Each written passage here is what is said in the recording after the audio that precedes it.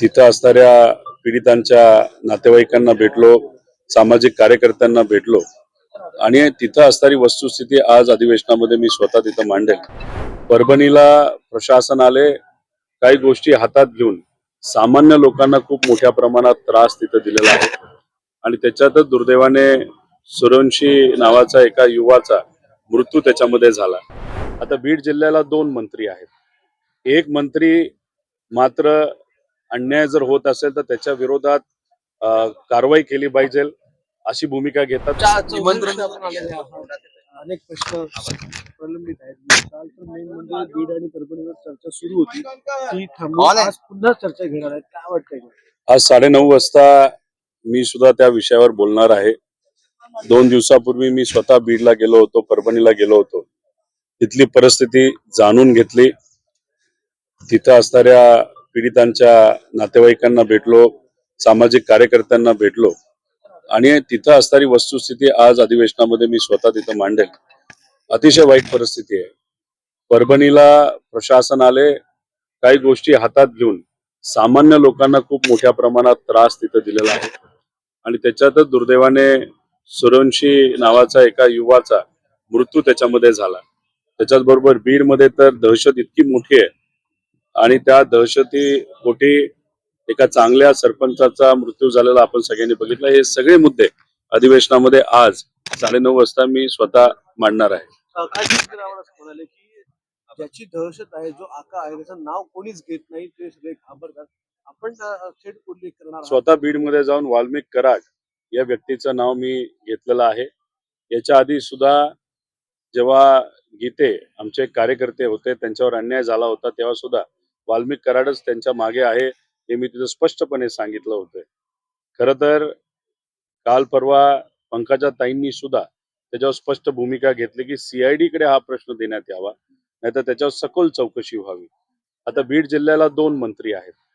एक मंत्री मात्र अन्याय जर होत असेल तर त्याच्या विरोधात कारवाई केली पाहिजे अशी भूमिका घेतात, पण दुसरे मंत्री काहीच बोलत नाहीत. ही खरं आश्चर्याची गोष्ट आहे. कैलासवासी मुंडे साहेबांच्या बाबतीत बोलायचं झालं तर त्यांनी मोठा कायदा आणला. मुंबईतून गुंडागर्दी काढण्यासाठी त्यांनी पुढाकार घेतला. ते आज असते तर बीडमध्ये खऱ्या अर्थाने अशी परिस्थिती असती का, असा प्रश्न देवेंद्र फडणवीस साहेबांना मी स्वतः करणार आहे आणि आमच्या सगळ्यांची अपेक्षा आहे की देवेंद्र फडणवीस साहेब त्याच्यामध्ये लक्ष घालून हे जे काही मोठे गुंडे आहेत वाल्मिक कराड सारखे, त्याच्यावर कारवाई ही केलीच पाहिजे आणि देशमुखांना तिथे न्याय मिळालाच पाहिजे अशी आमच्या सगळ्यांची भूमिका. तुम्ही 2 मंत्र्यांचा उल्लेख केला.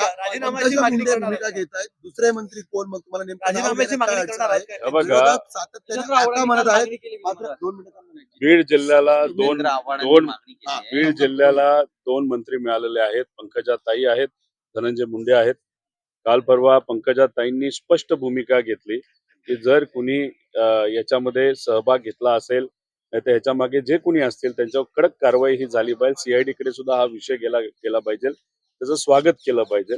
कैलासवासी मुंडे साहेबांनी जी भूमिका आज घेतली असती तशीच भूमिका ही पंकजाताईंनी घेतलेली आपण सगळ्यांनी बघितली. पण दुर्दैवाने दुसरे जे मंत्री बीड जिल्ह्याला मिळाले आहेत त्यांनी त्या पद्धतीची कडक भूमिका ही घेतली नाही. हे तिथे असणाऱ्या लोकांना अजिबात आवडलेलं नाही. काय कारण आहे? धनंजय मुंडे एवढे चुप्पी साधून आहेत. आता कदाचित वाल्मिक कराड हा त्यांचा खास कार्यकर्ता आहे.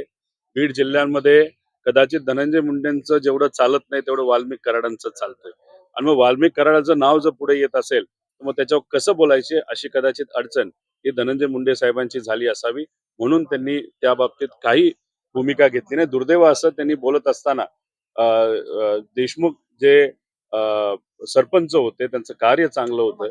खरं तर गावासाठी अनेक त्यांनी अवॉर्ड सुद्धा मिळवून दिले होते. अशा व्यक्तीबद्दल त्यांनी बोलत असताना त्यांनी काय सांगितलं की आर्थिक व्यवहारातून ती घटना घडली.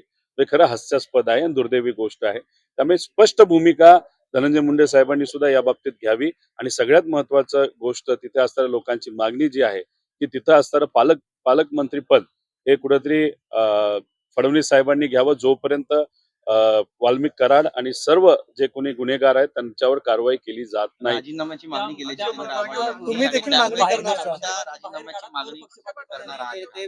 नाव न घेता धनंजय मुंडे. माझं एकच मत आहे की आता वाल्मिक कराड हे धनंजय मुंडेंच्या जवळचे ते आपल्या सगळ्यांना माहिती आहे. राजीनाम्याची मागणी ही आव्हाड साहेबांनी केली, ती तशी बघितली ती लोकांची सुद्धा मागणी आहे.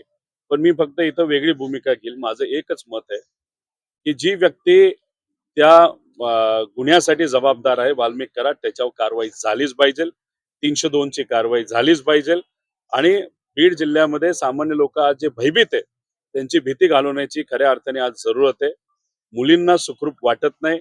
सामान्य लोक आज भीतीमध्ये राहत आहेत आणि अशा परिस्थितीमध्ये कुठेतरी बीडची जी काय कायदा व सुव्यवस्थेची परिस्थिती अतिशय खालच्या लेवलला तिथे गेलेली आहे. प्रशासन सुद्धा सामान्य लोकांना सहकार्य करत नाही आणि ही भूमिका आणि ही परिस्थिती तिथं बदलायची असेल तर कडक कारवाई केलीच पाहिजे. जसं कैलासवासी मुंडे साहेबांनी भूमिका पूर्वी घेतली तशाच पद्धतीने कडक कारवाई आज करण्याची जरूरत आहे. पण मुंडे साहेबांनी त्या काळामध्ये जशी कडक कारवाई केली तशीच कारवाई देवेंद्र फडणवीस साहेब करतील का हा मोठा प्रश्न आहे. सर, रेशीम बागेमध्ये सातत्याने भाजपकडून महायुतीच्या पक्षांना निमंत्रण दिलं जातं. गेल्या वेळी अजित पवारांनी भूमिका स्पष्ट केली होती की आमचे विचार वेगळे आहेत, त्यामुळे आम्ही जाणार नाही. मात्र आज राजू कारेमोरे हे एकमेव राष्ट्रवादीतील आमदार होते, ते संघ मुख्यालयात पोहोचल्याचं पाहायला मिळालं. काय परिवर्तन होताना पाहायला मिळतं? माहित नाही बीजेपीची कदाचित सुरुवात असावी नाहीतर तयारी असावी 2029ला स्वबळावर जाण्याची. म्हणून मित्र पक्षाला सुद्धा तिथे बोलून एक कुठेतरी मतपरिवर्तन नाहीतर विचार हे त्या सर्व आमदारांवर कार्यकर्त्यांवर लादण्याचा नाहीतर त्यांचं मार्गदर्शन करण्याचा प्रयत्न हा बीजेपीकडनं केला असावा असं मला वाटतं. पण त्यांचा तो विषय कुणी जायचं कुणी नाही जायचं हा खरं त्या आमदारांनी त्या पक्षाला घेण्याची जरूरत आहे असं मला वाटतं. छगन भुजबळांच्या रूपामध्ये सुरुवात होईल का? कारण सातत्याने छगन भुजबळ समर्थक मागणी करत आहेत की आपण आता राष्ट्रवादीला सोडून देऊन भाजपमध्ये प्रवेश करावा. एक तर भुजबळ साहेब मोठे नेते आहेत पण ते आता दुसऱ्या पक्षामध्ये आहेत. त्यांनी काय भूमिका घ्यायची खरं तर हा त्यांचा विषय आहे आणि त्यांच्या पार्टीचा विषय आहे. त्यामुळे ती पार्टीच वेगळी असल्यामुळे त्याच्यावर खूप काय बोलणं मला उचित वाटत नाही. पण जेव्हा ते आदरणीय पवार साहेबांबरोबर होते पवार साहेबांनी नेहमी भुजबळ साहेबांना न्यायच दिलेला आहे. हे मी नाही स्वतः भुजबळ साहेबांनी काल परवा भाषणामध्ये सुद्धा बोलून दाखवलेलं आहे.